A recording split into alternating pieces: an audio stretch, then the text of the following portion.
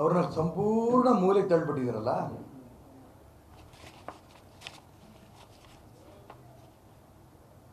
ಈಗ ವಸತಿ ಮೀಸಲಾತಿ ನಮ್ಮ ರಾಜ್ಯದ ಇತಿಹಾಸದಲ್ಲ, ದೇಶದ ಇತಿಹಾಸದಲ್ಲೇ 15% ವಸತಿ ಮೀಸಲಾತಿ ಎಲ್ಲೂ ಇಲ್ಲ.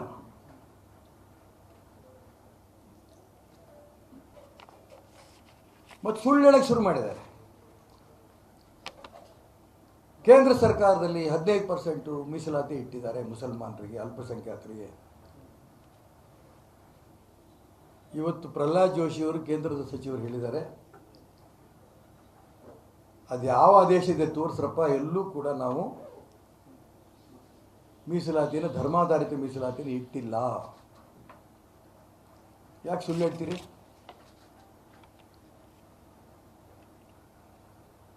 ಇದು ತುಂಬ ಸ್ಪಷ್ಟವಾಗಿ ನಾನು ಹೇಳಕ್ಕೆ ಇಷ್ಟಪಡ್ತೇನೆ. ಇವ್ರ ಕೊನೆಗಾಲ, ಈ ಸರ್ಕಾರಕ್ಕೆ ಖಂಡಿತ ಕೊನೆಗಾಲ.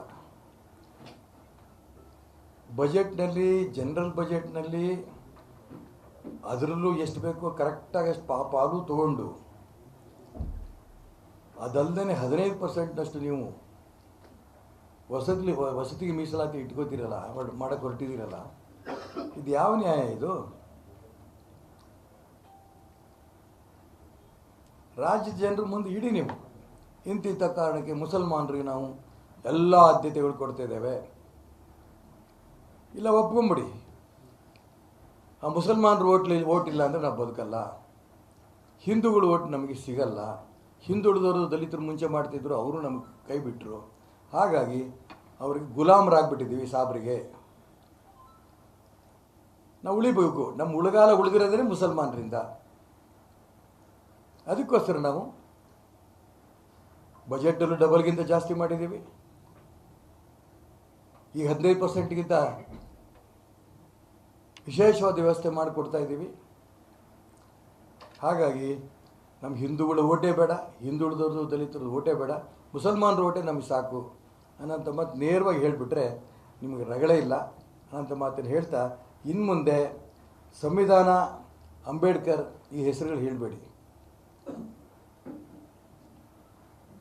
ಬರೀ ಹೇಳಿಕೆ ಮಾತ್ರ ನಿಮ್ದಾಗತ್ತೆ ವಿನಃ ಸಂವಿಧಾನದ ವಿರೋಧಿಗಳಾಗಿದ್ದೀರಿ ನೀವು, ಅಂಬೇಡ್ಕರ್ ವಿರೋಧಿಗಳಾಗಿದ್ದೀರಿ. ಹಾಗಾಗಿ ಈ ಧರ್ಮಾಧಾರಿತ ಏನು ಮೀಸಲಾತಿ ಕೊಡೋಕೆ ಹೊರಟಿದ್ದೀರಿ, ಇದನ್ನು ಯಾವ ಕಾರಣಕ್ಕೂ ಇದು ಆಗಲ್ಲ. ನಾನು ರಾಜ್ಯಪಾಲರಿಗೂ ನಾನು ಈ ಸಂದರ್ಭದಲ್ಲಿ ಪ್ರಾರ್ಥನೆ ಮಾಡ್ತೇನೆ, ಯಾವ ಕಾರಣಕ್ಕೂ ಈ ಒಂದು ಬಿಲ್ಲು ನಿಮ್ಮ ಹತ್ರ ಬಂದಾಗ ಇದಕ್ಕೆ ಒಪ್ಪಿಗೆ ಕೊಡಬೇಡಿ.